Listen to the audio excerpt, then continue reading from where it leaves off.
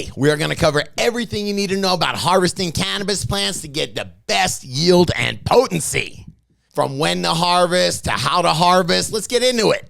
Hey, but before we do, today's video is brought to you by Real Grow Lab. If you want to connect with the best growers from all over the world, get tips and tricks on how to grow the dankest plants possible, and not have to worry about the censorship we get from YouTube, Facebook, and Instagram. Go check out realgrowlab.com. Get all kinds of great Grow Talk Q&A. Plus, see all the stuff YouTube won't let me show you in these videos. Sign up and join our growing community over at realgrowlab.com. Or download the app at the Apple or Android App Store. Now let's get back to today's video. All right, come on, High C. You want to get into this? You want to some little fact from fiction here? You want to separate it? Yeah, and this is one of the things I think growers don't pay enough attention to because they've gone through their whole grow cycle. But this is really huge because you can mess everything up if you don't get this last part right. Yes, what are we doing? We're trying to grow these terpenes and cannabinoids. If we just let them volatilize off into the air. All right, so let's start with knowing when to harvest. This is an important thing. Yeah, we're lucky because now we've got all these breeders giving us packs with instructions and harvest times. Just typically, though, if we're talking indicas and sativas, indicas are known for having shorter flowering times, 7, 8, 9 weeks. The pure sativas or sativas in general go a little bit longer. They can go 10, 11, 12 weeks even, you know? Yeah, and that's one of the good things about growing from clone is you already know how long it's going to flower for. But you're saying now even the seeds, the breeders are kind of getting that down as well. Yeah, it has a range, definitely. And it's great when you get a pack of seeds and everyone else's flowers in 60 days and you got one that does 47. That's the fun part about seeds, you know? Okay, so besides just kind of having a guesstimate of how long it's going to take, if I'm just looking at my plants, I know there's some bro science to it that I used to get told. Let me know the misconceptions. Yeah, the pistils, you know, when the pistils turn orange, when they turn from white to orange, that's when it's ready. And that's kind of, you know, we can do better than that. Sure, that's telling you you're getting close to maturity, but that's not going to tell you when you want to really pick for maximum potency. That's just telling you you're getting late in the flowering. Okay, so what do I want to be looking for? Trichomes. You want to be looking for the color of the trichomes. All right, and what do I want the color of the trichomes to be? Well, first of all, what are the trichomes? Oh, sorry, man. The trichomes are what holds the terpenes and cannabinoids. So those little, if you look, you'll see there's like a little ball on top of the little white crystal-y looking things. Yeah, I'm trying to not say shaft, all right, man? Anyway, and that's what's filled with your cannabinoids and your terpenes. So if you break those by brushing up against it, then you're going to ruin, volatilize, release all your cannabinoids and terpenes into the air. The same thing can happen if you cook it. If it's 90 degrees or if you're drying it at 90 degrees, these things volatilize off into the air. Okay, so I'm growing, I'm looking at my plant, it's in my tent, I see all these trichomes. What am I looking for? You are looking for at least white, milky white trichomes. Clear is how they start.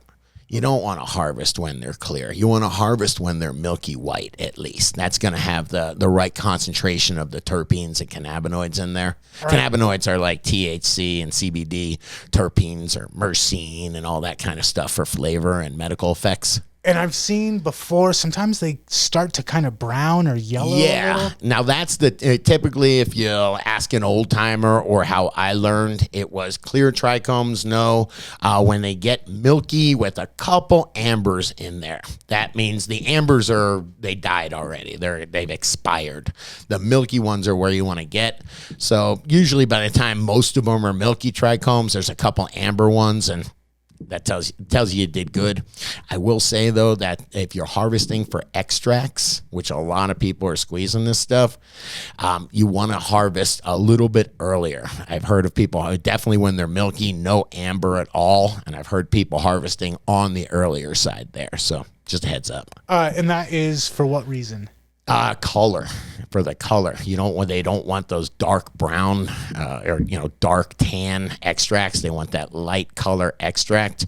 And so if you get a bunch of tan amber trichomes in there, It's going to throws off the color. There is something about effect too. They say that once the trichomes get milky and amber, and it might be bro science too, but it's a little bit more of a sedative effect. Ah, okay. Very well might be bro science. Let's talk equipment for harvesting. Sure. So besides a jeweler's loop to know when the trichomes are ready, what else are you going to need to have prepared when you're getting ready to harvest? You're going to need some good scissors, that's for sure. And if you have friends come over, get 3 or 4 of these. I'd be rotating them. A little bit of alcohol. I usually have a half a dozen of these when I'm having a trim party. Keep them in a little jar of alcohol, and just take a paper towel, clean them up, and then get to work. And these things work awesome. Fiskars. All right, what about gloves? Because every time I trim, I end up, my hands stink and they're sticky for like 3 days. Yeah, we have some gloves. They're just for profiling purposes. Nah, just kidding. Yeah, you can absolutely wear gloves if you want.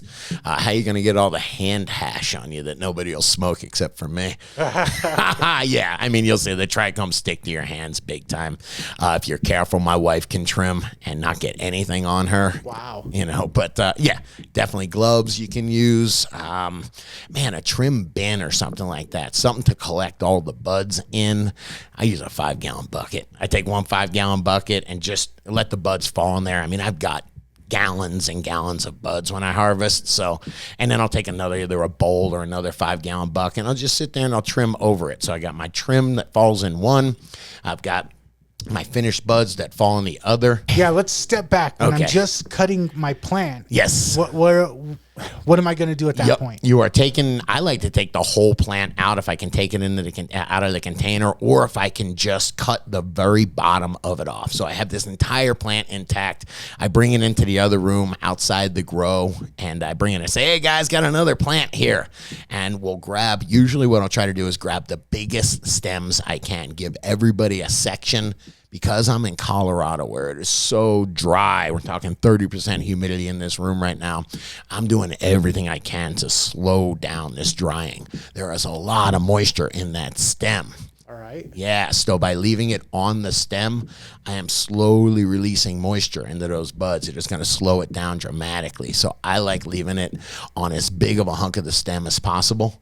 All right, and cutting off the leaves, which leaves should I be cutting off right away, and which ones should I be allowing to stay on during the drying process? People cut off the water leaves, those big giant fan leaves. People cut them off. I will even leave them on sometimes because I am just trying to get as much moisture, keep as much moisture in that plant, slow it down as much as possible. So most people will cut the water leaves off. They talk about flavor or something like that.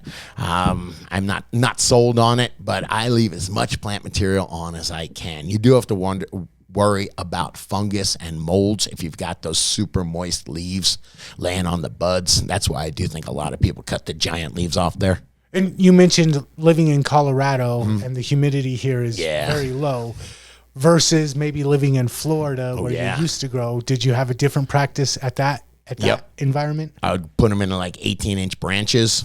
I cut them off that giant, thick main stem, and they would dry. I had a hard time. I would need a dehumidifier in those rooms. Okay, so dehumidifier, humidifier, these things, you kind of want to go based off of your environment. And what are you looking for as far as humidity goes when you're drying? 60-60 is the rule of thumb. 60% humidity, 60 degrees. I mean, that's, like I said, the rule of thumb. You can be a little bit above there. It's not going to hurt you. All right. And once I've got the leaves that I want off of there, once I've got the size of stems that I want, where am I going to be storing these? A cool, dry place, or a place that's dark and that can get close enough to 60 degrees and 60% humidity. And why dark? Why does that matter? Light degrades trichomes. The light will degrade the cannabinoids and terpenes inside the trichomes. Gotcha. So while it's in that really volatile state, you want to keep those trichomes protected. Yep, exactly. And then putting them in, I have a little grow tent. I don't know if it's right out of view here. I bought a super cheap grow tent that's falling apart. I can't use it for growing, so I use it for drying. It's basically a closet system with a wrap. Speaking of that, I have seen people actually just convert one of their closets into an area to dry their trimming off of. Yep, definitely. You got to worry about stink. When you're trimming, that is where it's going to smell the most, man, the strongest. So, yeah, you definitely want to, we could talk a little bit about preparing for that. Well, let me ask one question. Sure. We're big fans of the AC Infinity carbon filters because they do a good job of sucking the stink out of your grow. Right. Same thing. Should we be using that when we're curing? Absolutely. Carbon filter is the #1 tool. If you have it, of course, use it. Bacon, #2.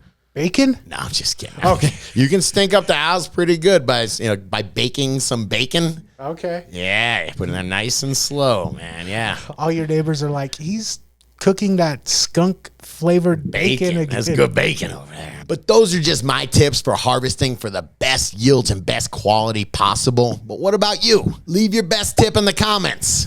And if you like this video, please hit that like button, hit that subscribe button, share this with another grower you know, and check out the other couple videos YouTube's recommended.